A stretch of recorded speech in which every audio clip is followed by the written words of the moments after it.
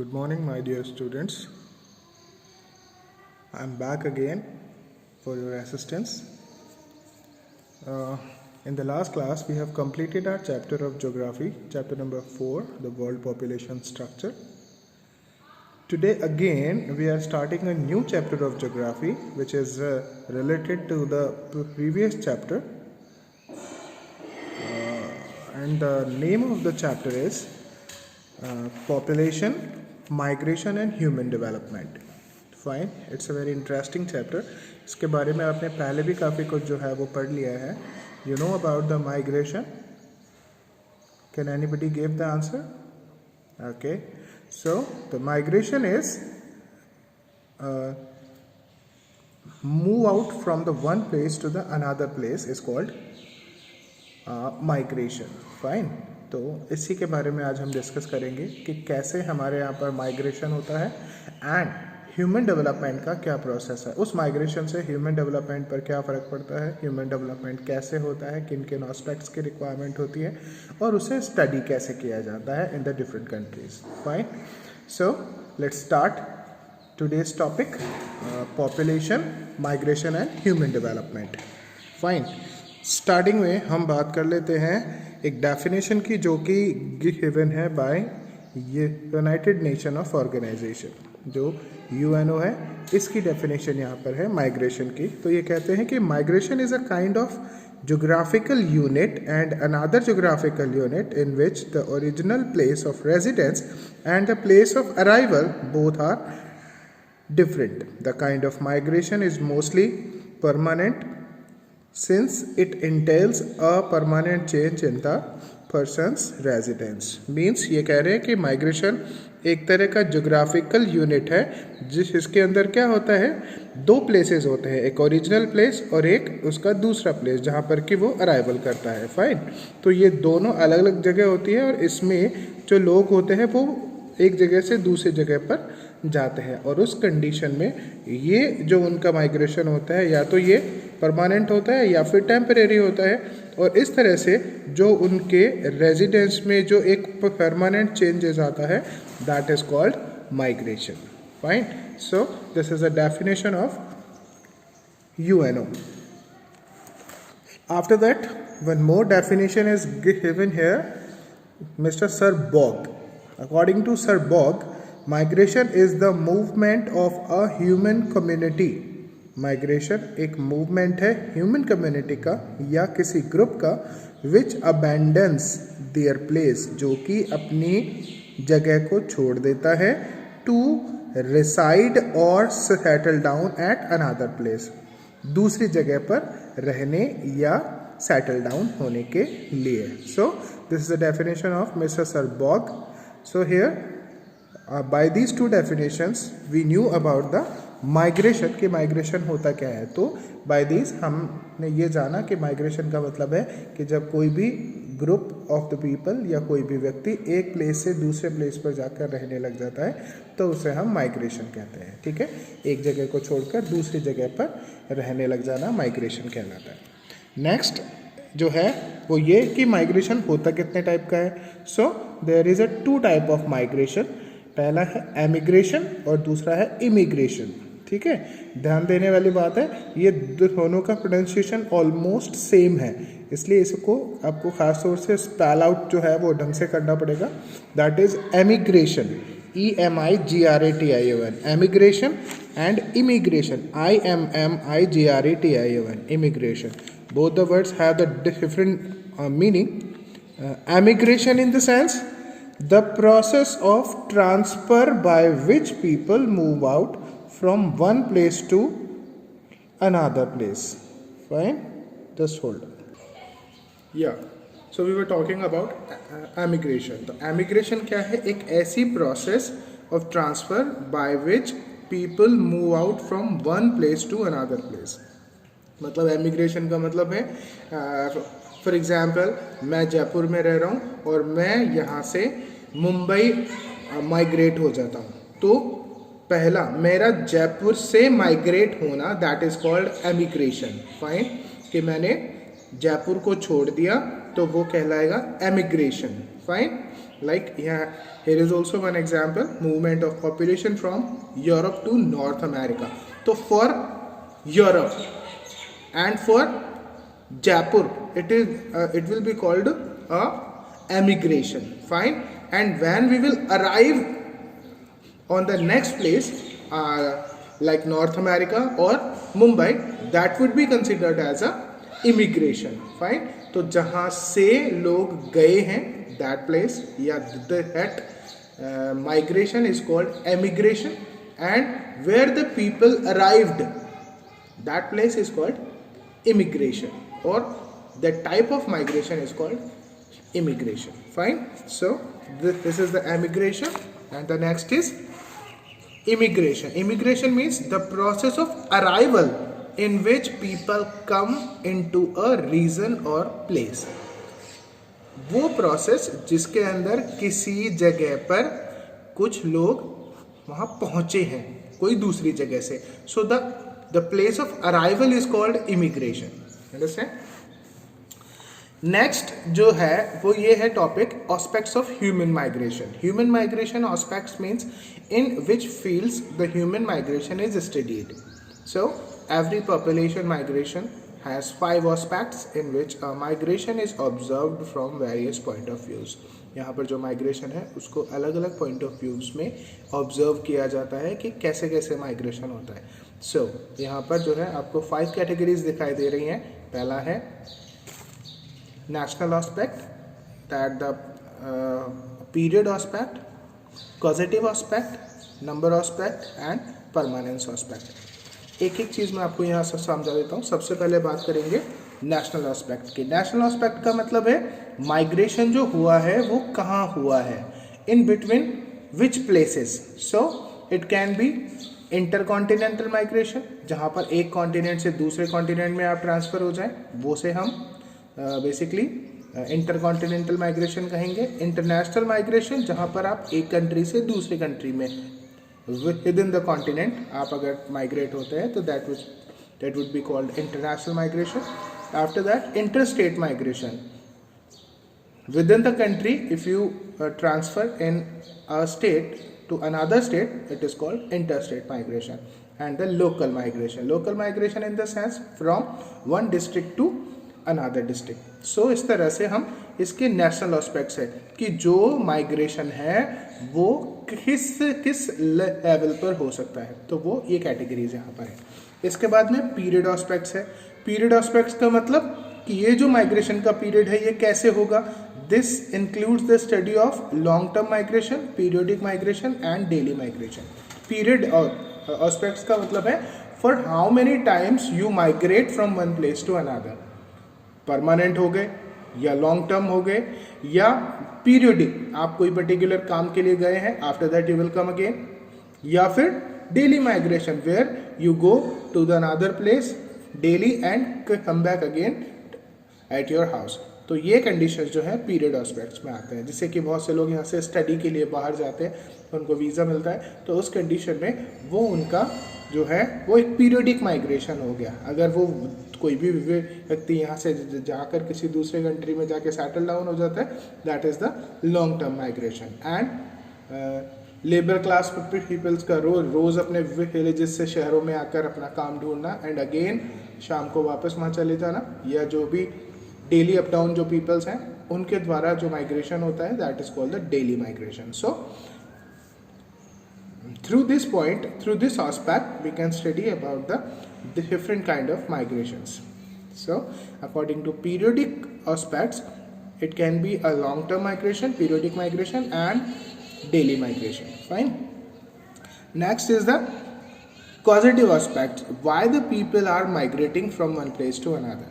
So इसके पीछे क्या causes हैं वो हम यहाँ पर डिस्कस करते हैं. So in this context the reason for population migration are studied. इसके अंदर कोई भी पॉपुलेशन माइग्रेशन है उसके रीजंस क्या है, why the peoples are migrating, इसको स्टडी किया जाता है. इसके कुछ रीजंस जो हैं वो फिजिकल हो सकते हैं, इकोनॉमिक प्रॉब्लम्स हो सकती हैं, सोशल या कल्चरल प्रॉब्लम्स हो सकती हैं, या चेंजेस के लिए, या कोई भी पॉलिटिकल रीजंस हो सकते हैं जिसके कारण लोग एक प्लेस से दूसरे प्लेस पर जो है वो मूवमेंट करते हैं. Next is number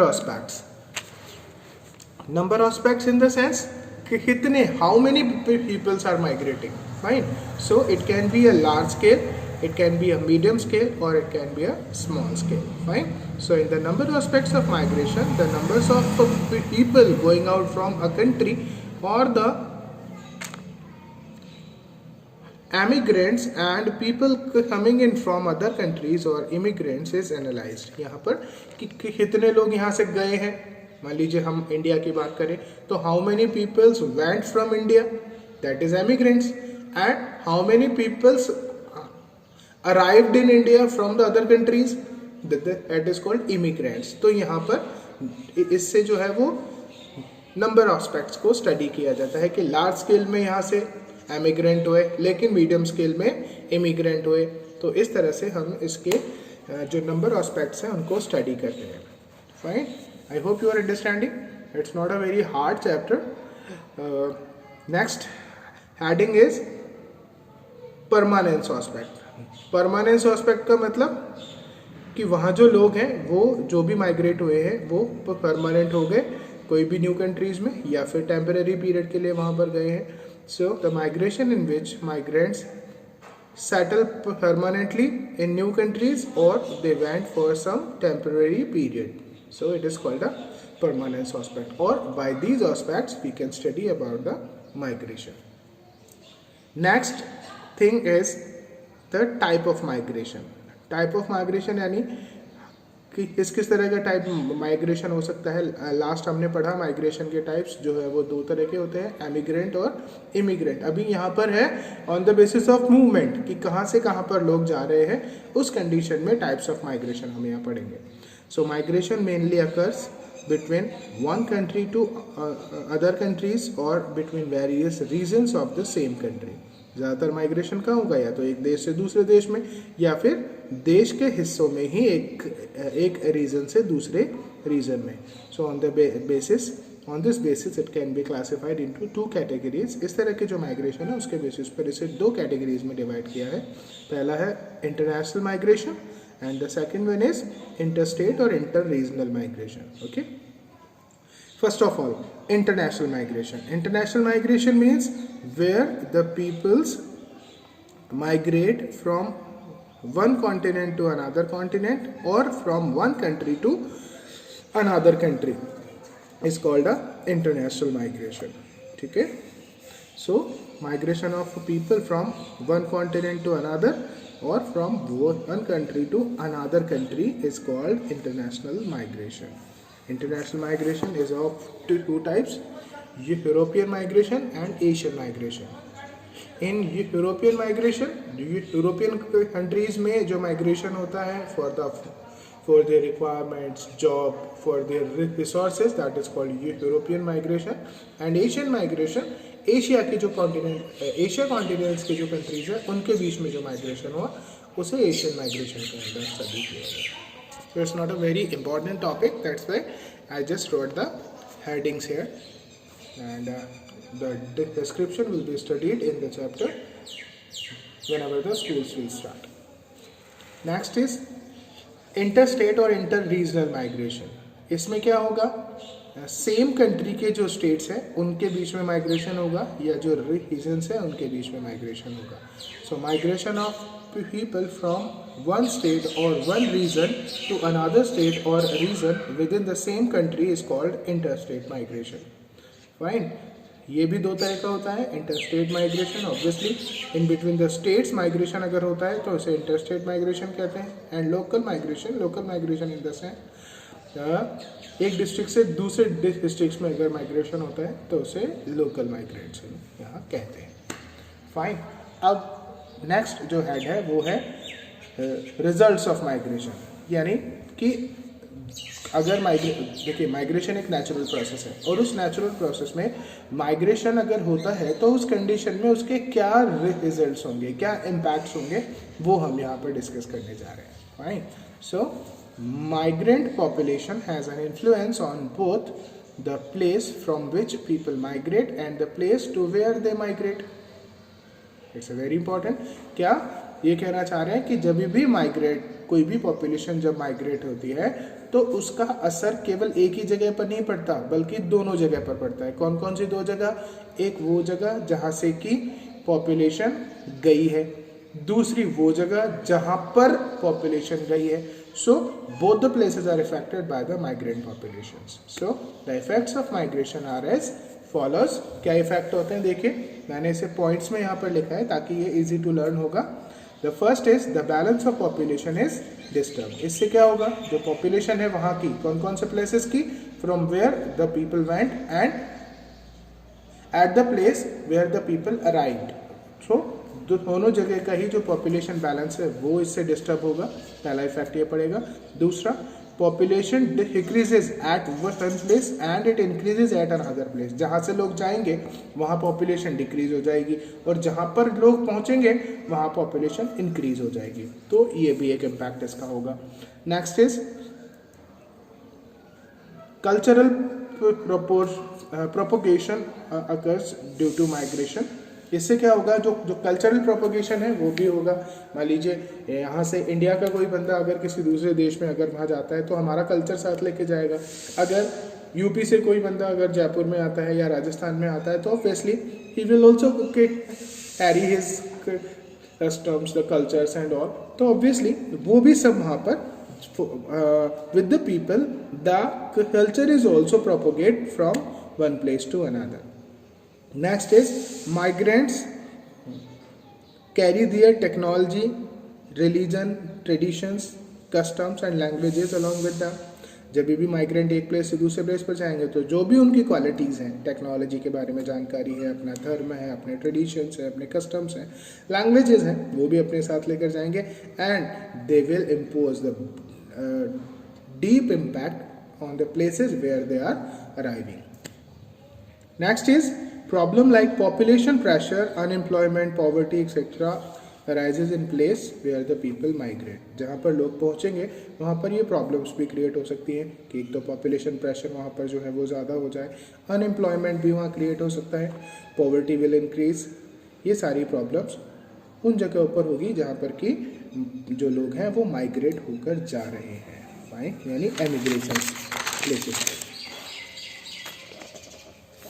next is due to work skills, technological expertise etcetera of the migrants the economic level of the country और प्लेस राइजेस। एक इसका पॉजिटिव एस्पेक्ट ये भी है, इसका पॉजिटिव इम्पैक्ट ये भी है कि जब स्किल्ड लोग एक प्लेस से दूसरे प्लेस पर ट्रांसफ़र होंगे तो उससे टेक्नोलॉजिकल एक्सपर्टाइज आएगा और उससे इकोनॉमिक लेवल जो है वो भी इंक्रीज होने की संभावना यहाँ पर है। सो इस तरह से हमने देखा कि माइग्रेशन के कुछ नेगेटिव इम्पैक्ट्स भी हैं और साथ ही कुछ पॉजिटिव इम्पैक्ट्स भी हैं। So it's a intermingling impacts of the migration in the country और एनी नेशन। इस तरह से हम यहाँ पर जो है वो जो माइग्रेशन का टॉपिक है वो ख़त्म करते हैं। इसके बाद नेक्स्ट जो हेड है वो स्टार्ट हो रहा है concept of human development. Concept of human development in the sense human जो डेवलपमेंट है इस कॉन्सेप्ट को हम कैसे स्टडी करते हैं। भाई नॉर्मल सी बात है कि हम जब रहते हैं तो कहीं भी हम अपना डेवलपमेंट करते हैं, अपने अर्निंग्स के लिए, अपने लाइवलीहुड्स के लिए हम सब लोग काम करते हैं, लेकिन ह्यूमन डेवलपमेंट को कैसे एस्टिमेट किया जा सकता है, ह्यूमन डेवलपमेंट को किस तरह से एग्रीगेट किया जा सकता है, इसके बारे में हम यहाँ बात करेंगे। Normally in our societies we just imagine of the development of the people by their earnings and by their facilities. Means जैसे कि अगर हमारे पास में कोई हमारे नेबर्स जो है वो गाड़ी लेकर आ गए तो हमको लगता है कि यार इनका जो है वो क्या नाम से जो इकोनॉमिक लेवल है काफ़ी अच्छा है तो इन्होंने अपना डेवलपमेंट किया। हम ब्लैक एंड वाइट से कलर टीवी पर आ गए, हम नॉर्मल टीवी से एलईडी पर आ गए। तो ये सब क्या है, ये सब हमारे जो नॉर्मल एस्पेक्ट्स हैं उनके थ्रू हम इस बात को स्टडी करते हैं। But at the nation level और at the international level human development को इमेजिन करने का, ह्यूमन डेवलपमेंट को एग्रीगेट करने का काम जो है ये एक डिपार्टमेंट के द्वारा किया जाता है जिसका नाम है UNDP, United Nation development programme. ये इसको चलाता है और उसके द्वारा HDI रिपोर्ट जो है वो तैयार की जाती है ह्यूमन डेवलपमेंट इंडेक्स रिपोर्ट। ये यूएन की एक संस्था है, सबऑर्डिनेट यूएनडीपी, उसके द्वारा ये बनाई जाती है। और उसके द्वारा ये क्या करती है, जो भी सारे टोटल हमारे देश के कंट्री, हमारे जो वर्ल्ड के जो कंट्रीज़ हैं, इन सभी के डेवलपमेंट को देखते हुए इनको एक कैटेगरी देती है कि कौन सा देश डेवलपमेंट के अकॉर्डिंग कौन से नंबर पर स्टैंड करता है। फाइन, सो ये ह्यूमन डेवलपमेंट की स्टोरी है। तो पहले हम ह्यूमन डेवलपमेंट को समझ लेते हैं कि ह्यूमन डेवलपमेंट से मतलब क्या है। तो here are some definitions of human development. So the first one is development is a मल्टी-dimensional concept in which various aspects like economic, social, cultural, political, institutional, psychological and morality are integrated। जो भी development है उसमें कोई एक dimension नहीं होता, that is the multi dimensional concept, जहाँ पर कि केवल किसी एक एस्पेक्ट्स के ही डेवलपमेंट की बातें ना करते हुए सो मैनी कॉन्सेप्ट जो हैं उनको स्टडी किया जाता है। और उन सब में जब इंटीग्रेटेडली डेवलपमेंट होता है तो उसे हम डेवलपमेंट का नाम देते हैं। So these are the fields where the development is necessary integratedly are the economic, social, cultural, political, institutional, psychological and moral field. Economic, social and cultural development are the main aspects of human welfare. Human welfare कहाँ पर possible है, human welfare के लिए कौन कौन से development आवश्यक है, इंपॉर्टेंट है। उसमें आर्थिक, सामाजिक और सांस्कृतिक विकास, इन तीन चीज़ों का होना बहुत ज़रूरी है। Obviously economy should also be increased, the social status वो भी increase होना चाहिए, वगैरह वगैरह। The concept of human development can be understand by Human Development Index। जो भी human development है इसके concept को समझने के लिए HDI जो है उसकी रिपोर्ट यहाँ important है। ठीक है, तो HDI के बारे में हम बात कर लेते हैं, that is the Human Development Index। The first HDI report published by United Nations development programme जो कि UNDP है, उसने 1990 में सबसे पहले HDI रिपोर्ट पेश की। इसमें उन्होंने डेफिनेशन भी दी कि human development is the process of magnification of people's life. लोगों के लाइफ को कैसे मैग्नीफाई किया जाए, कैसे उसे और बेटर बनाया जाए, उसकी एक प्रोसेस है। And enhancement of the level of human welfare. और इसके थ्रू क्या किया जाता है, जो ह्यूमन वेलफेयर है उसको और ज़्यादा इन्हेंस किया जाता है। फाइन, सो यहाँ पर कुछ कैटेगरी है। अकॉर्डिंग टू ह्यूमन इंडेक्स 2013, जो नॉर्वे है ये फर्स्ट पोजीशन में है। इसके अंदर ये 0.955 जो कैटेगरी दी हुई है, ये 0.955 कैटेगरी जो है ये बेसिकली क्या है, ये इनकी रैंक है जो कि इनके कैलकुलेशन के बेसिस पर दी जाती है। So according to the HDI 2013, Norway जो देश है ये फर्स्ट पोजीशन में है, यानी यहाँ पर मैक्सिमम ह्यूमन डेवलपमेंट है। Australia is on second position, US is on third position and Germany is on fourth position. Fine, इसके बाद हम बात करते हैं international format of human development index का। इंटरनेशनल फॉर्मेट यानी ह्यूमन डेवलपमेंट को यहाँ पर जो है स्टडी करने के लिए एक इंटरनेशनल यहाँ फॉर्मेट लिया गया है, जहाँ पर कि कैटेगरीज जो है वो बनाई गई हैं। तो there are basically 3 categories, high human development category, moderate human development category and low human development category. So हमने जो ऊपर नंबर देखा था 0.955 जो कि नॉर्वे का था ऑन अ फर्स्ट पोजीशन, उसी के बेसिस पर उस नंबर्स के बेसिस पर ही यहाँ पर जो है वो ह्यूमन डेवलपमेंट की कैटेगरीज बनाई गई है। तो पहली है high human development category 0.71 and more, यानी कोई भी नंबर जो कि 0.71 से हाई है तो वो सब इस कैटेगरी में आएंगे। ये बेसिकली जो स्टडी की गई थी 2013 में, ये वो 186 कंट्रीज़ पर की गई थी। उसमें से जो बेसिकली 94 जो कंट्रीज़ हैं वो इस कैटेगरी में आते हैं। ठीक है, 94 कंट्रीज़ में जो इम्पोर्टेंट है उनमें Norway, Australia, USA, Netherland, Germany, ये सब तो टॉप पर है, ठीक है। इसके बाद में इनको फॉलो करते हुए जो कंट्रीज़ हैं 94 में से, उनमें जापान है, इज़राइल है, सिंगापुर है, हांगकांग है, कोरिया है, चिली है, उरुग्वे है एंड यूएई है। ये सब उन 94 में से कुछ देशों के नाम हैं। इसके बाद नेक्स्ट जो कैटेगरी आती है that is the moderate human development category, जो कि 0.50 to 0.70 की कैटेगरी में आते हैं, यानी all the countries who have the figure of 0.50 to 0.70 are considered in this category, moderate और मिडिल ह्यूमन डेवलपमेंट कैटेगरी। इसके अंदर जो है वो 47 कंट्रीज इंक्लूड किए गए आउट ऑफ 186।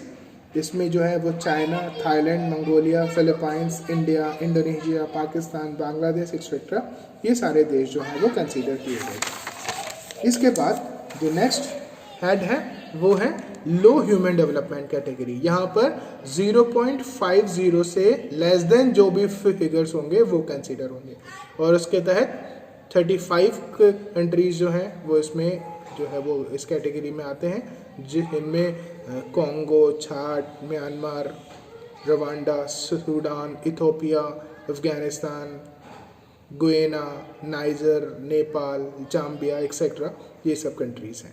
फाइन। अगर हम इंडिया के एस्पेक्ट में देखें तो इंडिया में जो है केरला स्टेट है वो हाईएस्ट प्लेस पर है, यानी स्टेट्स में अगर हम बात करें तो केरला जो है वो HDI के रूप में या अगर हम इंडिया के ह्यूमन डेवलपमेंट को देखें तो वो मैक्सिमम केरला में है with 0.71 category. After that Delhi second number पे है, हिमाचल प्रदेश थर्ड पोजीशन पे है, गोवा फोर्थ पोजीशन पे है और पंजाब फिफ्थ पोजीशन में है। और अगर इसके हम बॉटम लेवल को देखें तो बॉटम लेवल में बिहार, ओडिशा और छत्तीसगढ़ आते हैं। So by this we discussed here about the migration and human development. So I hope it's a very easy chapter and you understood it betterly. By this chapter is completed here, and if you have any doubts regarding these videos or these topics, you can comment me on my WhatsApp number. Fine. I told you my WhatsApp number in my previous videos. फिर भी अगर आपके पास वो नहीं है, so you can comment me on my WhatsApp number. It is 9588960515. Okay, so have a nice day once again. कल मिलते हैं एक और वीडियो के साथ। पर आप में से जो भी व्यूअर्स हैं उन्होंने अगर इस चैनल को सब्सक्राइब नहीं किया है तो प्लीज़ चैनल सब्सक्राइब कर दीजिए, लाइक शेयर कर दीजिए। होपफुली आपके लिए बेनिफिशियल होगा। And if your other friends who are in a 12th class who want to study with these videos, so you can refer my channel to all the students. Fine. So for today, thank you. Have a nice day. Bye bye.